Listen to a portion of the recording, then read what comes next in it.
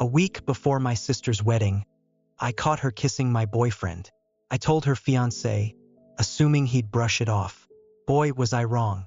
He dropped a bomb at the wedding that no one saw coming. My sister, 26, was about to get married, and I, 28, was caught in a deeply unsettling situation involving her and my 29-year-old boyfriend. As her wedding day drew closer, I noticed a distinct shift in her behavior around him. It wasn't anything blatant at first, just these small, almost imperceptible actions that prickled my skin with unease. She'd make seemingly innocent comments like, "Wow, you're so funny," after every single joke he told, even the ones that landed with a thud. Her laughter, too, became a constant, exaggerated performance. A little too loud, a little too enthusiastic for every word out of his mouth. At first, I tried to dismiss it, thinking that perhaps she was just being overly friendly due to the excitement surrounding the upcoming wedding. However, as time passed, I began to notice more troubling signs. She started to find excuses to touch him casually, like placing a hand on his arm during a conversation or lightly bumping into him as she walked past. These gestures were subtle yet unmistakable.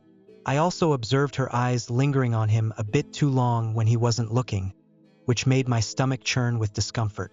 One evening, after we returned home from a family dinner where my sister had been particularly flirtatious, I decided to talk to my boyfriend about it. I turned to him and asked, "Did you notice how Sarah was behaving tonight?"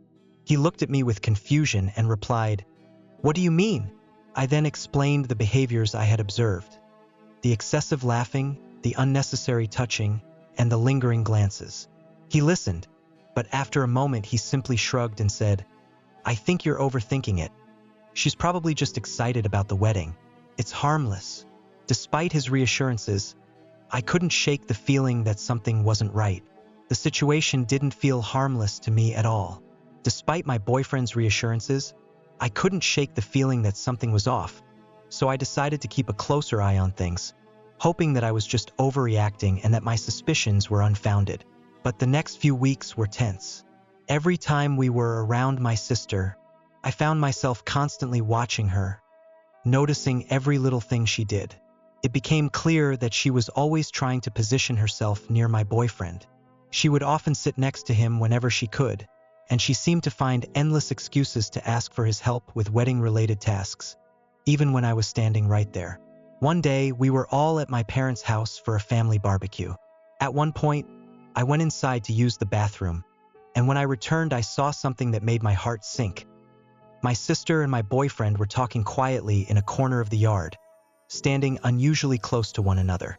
My sister was giggling at something he said, a sound that made my stomach churn with unease. The moment they noticed me, they quickly stepped apart, and my sister walked away as if nothing had happened. I felt a wave of nausea and anger, but decided not to confront them on the spot, not wanting to create a scene at a family gathering. Instead, I waited until we got home that night. When we were alone, I tried to approach the topic as calmly as I could. I asked my boyfriend what he and my sister had been discussing earlier. He seemed surprised by my question and explained that they were just talking about some wedding details, like the music selection. His response didn't satisfy me.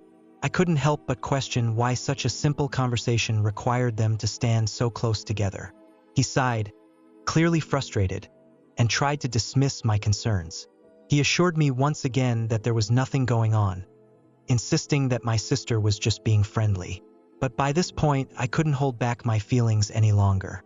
I expressed my frustration, pointing out that my sister was practically throwing herself at him, and he wasn't doing anything to stop it. My words seemed to hurt him, and he looked at me with a pained expression, asking what exactly I expected him to do. He reminded me that she was my sister and he was simply trying to be polite. Telling her to back off seemed out of the question to him. I told him that he could at least set some boundaries, making it clear that he wasn't interested in anything more than a friendly relationship. But he insisted that he wasn't interested in her at all, claiming there was nothing to clarify because I was seeing problems that didn't exist. Our conversation went in circles, with neither of us willing to see the other's point of view, leaving us both frustrated and unsure of what to do next. After arguing for a while without any resolution, it became clear that our conversation was going nowhere. My boyfriend kept insisting that I was just imagining things, and no matter how hard I tried, I couldn't get him to see what was so painfully obvious to me. In the end, we both went to bed feeling angry and frustrated, with the issue still unresolved. The following day, I realized that I needed to confront my sister directly. It was clear that avoiding the issue was only making things worse, so I decided to call her and ask if we could meet up for coffee. She readily agreed, her voice cheerful and seemingly unaware of my growing concerns. We arranged to meet at a small cafe near her apartment. When we met, I was nervous, my hands trembling slightly as I stirred my coffee. My sister, on the other hand, was in high spirits, chatting enthusiastically about her wedding plans. She seemed completely oblivious to my discomfort, which only made the situation more difficult for me. After a few minutes of listening to her talk, I realized I couldn't hold it in any longer. I interrupted her mid-sentence, my voice betraying the seriousness of what I was about to say. I told her that we needed to discuss something important. My sister, caught off guard by the sudden shift in tone, looked at me with surprise and asked what was wrong. Taking a deep breath to steady myself, I began to explain. I told her that I had noticed how she had been behaving around Tom, my boyfriend, and that it was making me uncomfortable. I mentioned the flirting, the casual touches, and the lingering looks, things that had been bothering me for some time. I emphasized that her behavior needed to stop. As I spoke, I watched her face transform through a range of emotions. At first, there was surprise, then confusion, and finally anger. She demanded to know what I was talking about, vehemently denying that she had been flirting with Tom at all. I refused to back down, insisting that she had been doing exactly that, whether she realized it or not. I explained that her actions were not only inappropriate but were also causing me a great deal of distress. She responded with a laugh, though it was far from a genuine one. She told me I was being ridiculous, dismissing my concerns by saying that Tom was practically family and that she was just being friendly. However, her words did little to ease the tension between us, and I could tell that this conversation had struck a nerve. As I sat there, it became clear that this was not going to be an easy issue to resolve, and the rift between us was likely only going to deepen. I couldn't hold back any longer and expressed my frustrations, pointing out that it was more than just friendliness. I explained that she was constantly finding excuses to be near my boyfriend, to touch him, and to laugh at all his jokes, even the ones that weren't particularly funny. To me, it was clear what she was doing, and it was making me increasingly uncomfortable. As I spoke, I could see her face turn red with anger and disbelief. She was clearly shocked by my accusations, especially since they came so close to her wedding. She responded with a sharp retort, questioning my confidence and suggesting that I must be deeply insecure to accuse her of such behavior. Her words stung, but I knew I had to stand my ground. I tried to explain that my concerns weren't about insecurity but rather about respect. I told her she was crossing a line that shouldn't be crossed and that her behavior needed to stop immediately. Suddenly, she stood up, her chair scraping loudly against the floor, signaling the end of our conversation. She declared that she wasn't going to sit there and listen to what she considered paranoid and ridiculous accusations. She made it clear that if I couldn't trust my own sister, then that was my problem, not hers. With that, she stormed out of the cafe, leaving me alone with a swirl of emotions. I felt awful and began to question myself. Had I overreacted? Was I really just being paranoid? When I returned home, my boyfriend immediately noticed that something was wrong. He asked me what had happened, and I recounted the conversation I had just had with my sister. As I shared the details, I could see the concern growing on his face. When I finished, he let out a heavy sigh and told me that he thought I had made a big mistake. He was worried that Sarah would be deeply hurt, especially with her wedding just around the corner. Feeling defensive, I asked him if he was taking her side. He quickly reassured me that he wasn't taking sides, but he expressed his doubts that Sarah had been flirting with him. Even if she had been, which he found unlikely, he believed that confronting her in such a direct way was not the best approach to handling the situation. His words left me feeling even more conflicted, unsure of whether I had done the right thing or not. As I felt tears welling up in my eyes, I couldn't help but ask, so what was I supposed to do? Just ignore it? The frustration and hurt were clear in my voice. Sensing my distress, my boyfriend walked over and gently wrapped his arms around me. He suggested that perhaps I could have handled things differently, that maybe I could have talked to him more about it first or approached Sarah in a way that was less confrontational. He expressed concern that now, with the way things had unfolded, Sarah was likely upset with both of us and that this could cast a shadow over her upcoming wedding, making everything feel incredibly awkward. Feeling overwhelmed, I pulled away from his embrace and questioned him. So this is all my fault? I needed to understand if he truly believed that I was to blame for the situation. He sighed deeply, clearly struggling to find the right words, and explained that he didn't mean to place the blame solely on me. However, he did think that I might have overreacted, letting my emotions get the better of me. We continued to argue for a while, but it became evident that we were not going to reach a resolution. There was a clear disconnect in our perspectives, and neither of us seemed willing to fully understand the other's point of view. Eventually, he decided to go to bed, leaving me alone with my swirling thoughts and doubts. The days that followed were filled with tension. My sister had stopped speaking to me entirely, creating a painful distance between us. My parents, having noticed Sarah's distress, called me wanting to know why she was so upset. I tried to explain the situation to them, but I could tell from their responses that they too believed I had overreacted. As the wedding day drew closer, I found myself increasingly uncertain about what to do. I was supposed to be a bridesmaid, an important role that now felt more like a burden. I wasn't even sure if Sarah still wanted me to be part of her big day. My boyfriend, on the other hand, was still invited, and he suggested that we both attend to show that there were no hard feelings.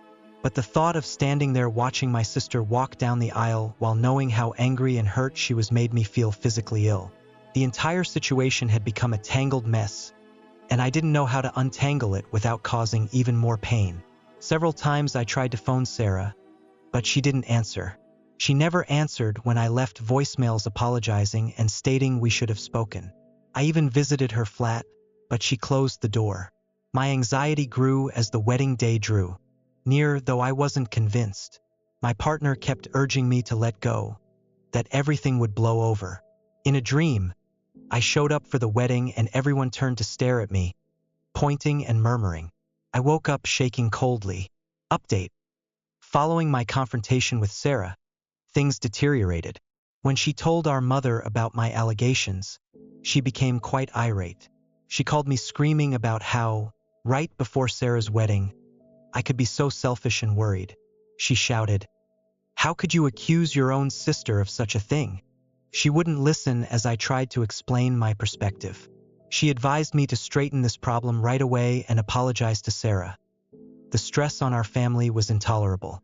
Sarah still avoided talking to me, and right now my parents are offended as well. Tom, my partner, persisted in telling me I was exaggerating, which just made me more depressed and irritated. I visited my parents' place to try to straighten things out 1 week before the wedding. I heard subdued voices coming from the side of the house as I got to the front door. Intrigued, I strolled to the garden and stopped in astonishment at what I saw there. Sarah and Tom were partly concealed behind a big plant, locked in a passionate hug. They kissed firmly. Sarah's legs were wrapped around Tom's waist. His hand was beneath her top. They were completely absorbed in one another so that they failed to even see me standing there. I thought I had been given a stomach punch. All the air left my lungs, and for a minute I was unable to move or talk. As the reality of what I was witnessing began to sink in, a powerful wave of anger and betrayal surged through me. My emotions overtook me, and I found myself screaming, "What the hell is this?" My voice trembled, thick with the intensity of what I was feeling. The reaction from both of them was immediate. My sister and my boyfriend, in shock, their guilty expressions betraying them completely. Sarah's face drained of color, turning pale as she realized she had been caught, while Tom fumbled to find the right words, stammering, "It's not what it looks like," but it was exactly what it looked like, confirming every fear and suspicion that had been gnawing at me. Tears began streaming down my face as I choked out, "How could you?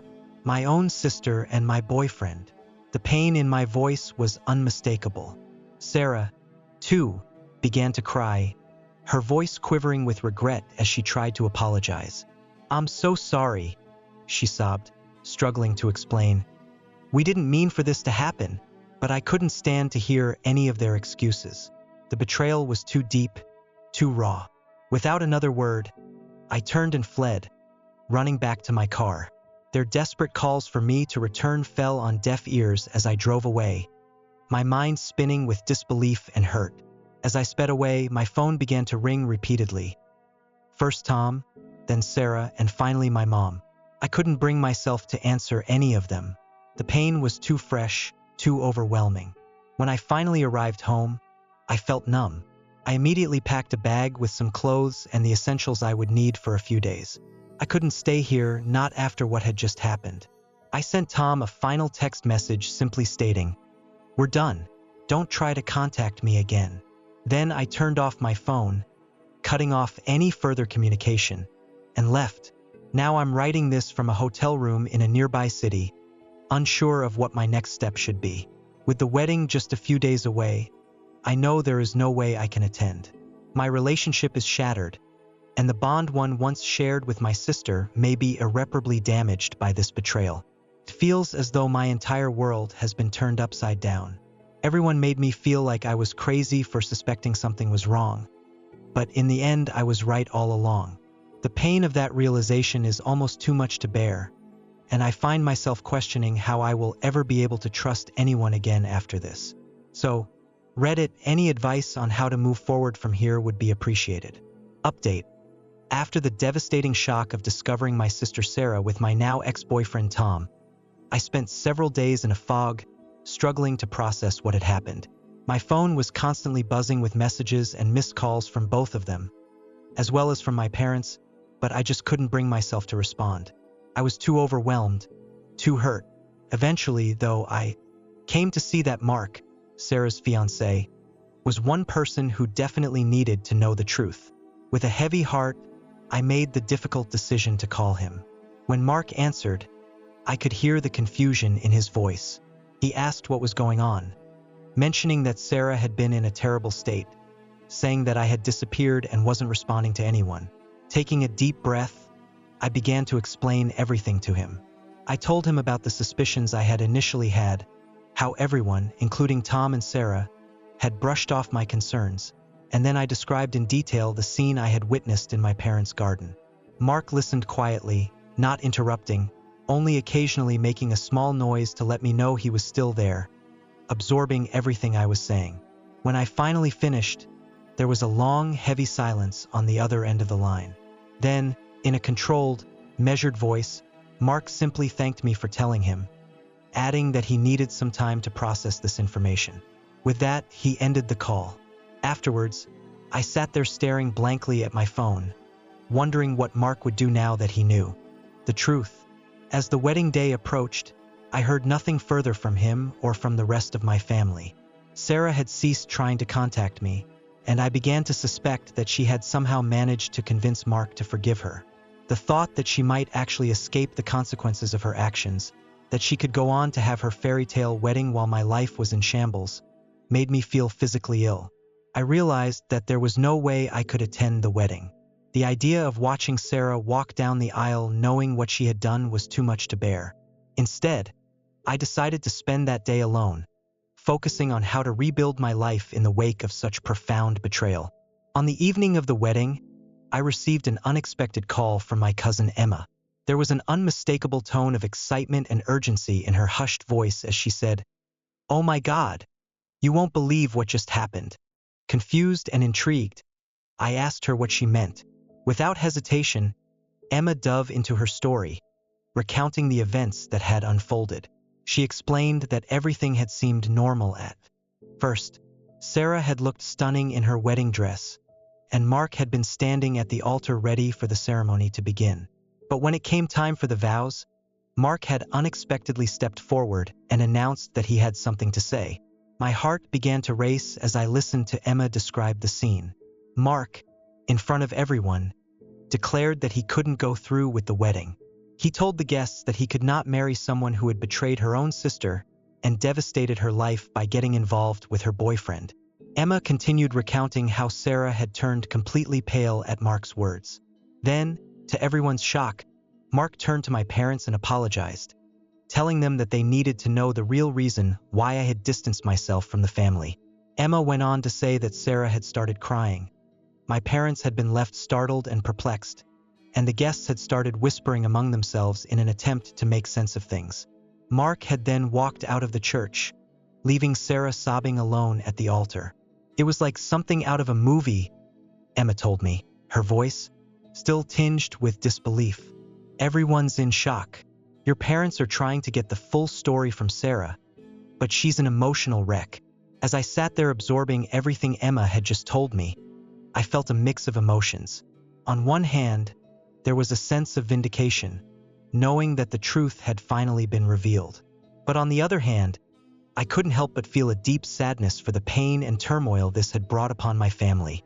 Emma, sensing my silence, gently asked, "Are you okay?"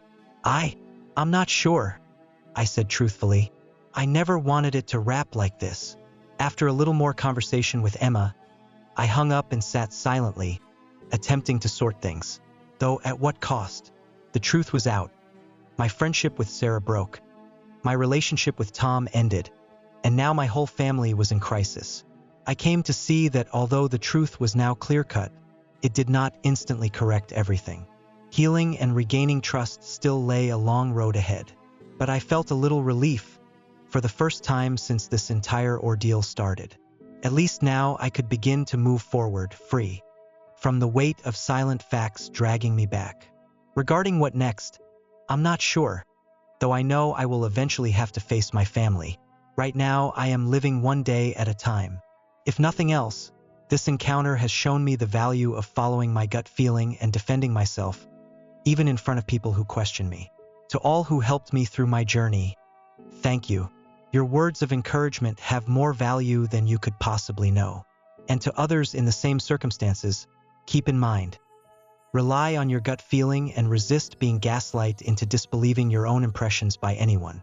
Thank you for watching. If you haven't subscribed yet, please do so and hit the notification bell to stay updated with more shocking real-life stories happening around you.